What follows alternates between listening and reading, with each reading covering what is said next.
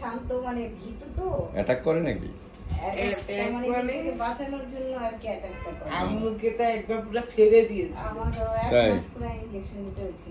আল্লাহ, তো পুরো royal Bengal tiger খাতে গেছে আর ওটা এমন করেছে আপনি কি জ্বলছে উঠে দেখি তিনটা দাঁত এমনি ঠান্ডা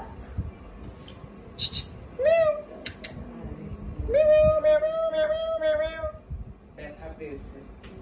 সরি বেবি, আমার উপরে ছাপ দিও না। না তুমি তো দেখতে ঝাউস টাইপের বিড়াল, রয়্যাল বেঙ্গল টাইগার।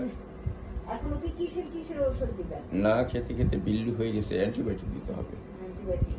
হ্যাঁ, যেন জনমুখী ইনফেকশনটা কমে আসে। আচ্ছা, ওষুধটা ঠিক মতো খাওয়াতে হবে যেন। হ্যাঁ। যদি দেখা যায় মুখের ওষুধ ভালো হয়ে গেছে তাহলে আর সার্জারির প্রয়োজন হবে না ইনশাআল্লাহ।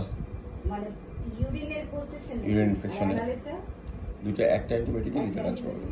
ব্রড স্পেকট্রাম দিলে তাহলে একটাতে কাজ হয়ে যাবে। আচ্ছা আচ্ছা।